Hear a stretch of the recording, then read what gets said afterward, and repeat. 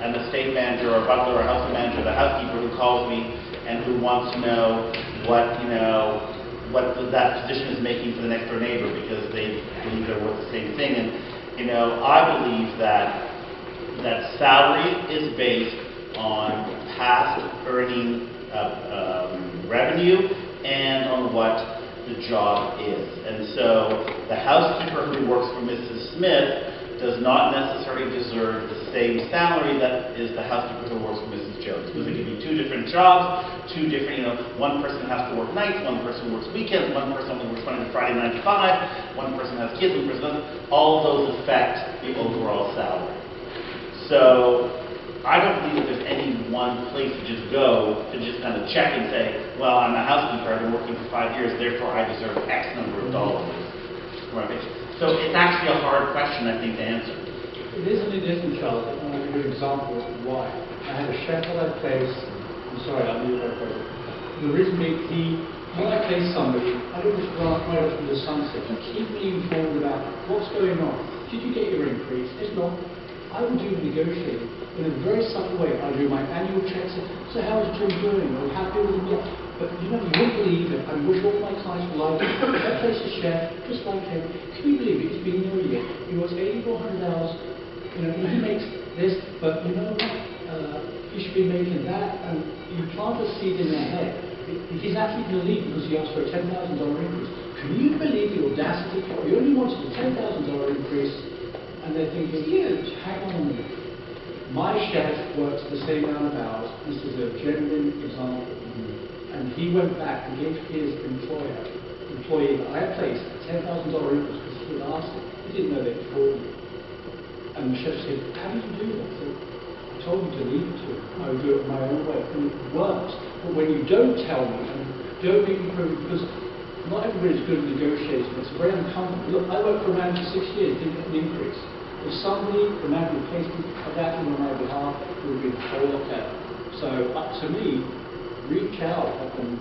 If you're placed by an agency, get a feel for them. So maybe reach out to the agency that placed you and say, people get scared.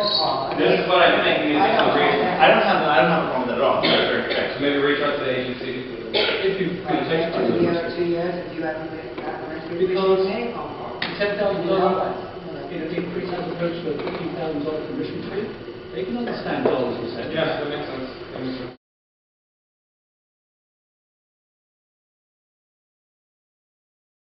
I think by masses, yeah, we should challenge the time we're having to reinvent ourselves. There's an agency here. Am I sitting back worrying because the phone isn't making this much? No, but I'm thinking outside the box, and I think we're genuine people who care about the industry. We're still going to be there, but we might have to reinvent ourselves and think of something else to make a few dollars. I don't think that people are unloyal or anything. I think that if they can't find a job, not because they're not enjoying the private service. Most people that enter into it, they have passion for it. I think people are trying to get into the private service. Yeah. Yes. Much more than everything. Yes. Why do you think that is? Main reason why you think that is? Well, I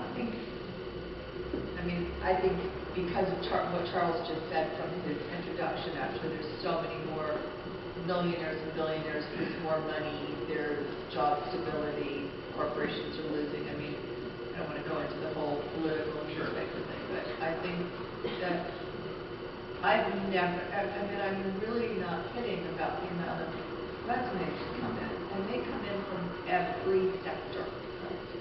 So at the end of the day, do you think that the private service community and industry is becoming more mainstream?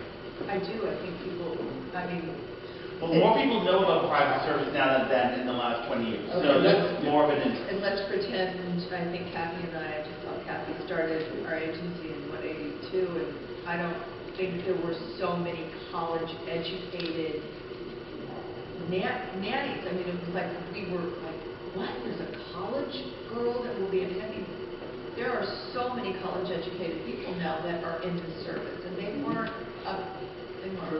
They didn't realize they could make 6 figures. Oh, no, But I'll tell you who I think who is leaving the industry. I think that there are people leaving the industry, and I think that it is the unprofessionals who were not here for the right reason, who kind of thought they would come, make some money, that life would be easy. I'll just go work for a big estate, make 100,000 plus, and, you know, just spend a bunch of money with a bunch of suppliers who don't really understand private service. Those people, I think, are definitely the economy is forcing them towards. And they're being weeded out. Weeded out. They're not Exactly. services The strong, the good ones are still here. and being sought after. Yes. There's a lot of educators, I think, a lot of teachers that are trying to go into the nanny profession.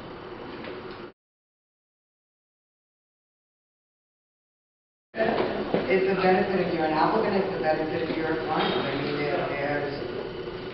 I think that we're superior to any other means available. I mean, we're going to assist everybody, right, protection.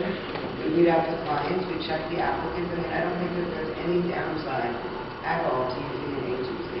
I think that everybody can benefit from it. Except the people that are trying to sneak under the radar that shouldn't belong in our agencies to begin with. I mean, I'm not fine. No, it's I think not. there's a misconception sometimes. But they're going to Craigslist as opposed to using agencies now.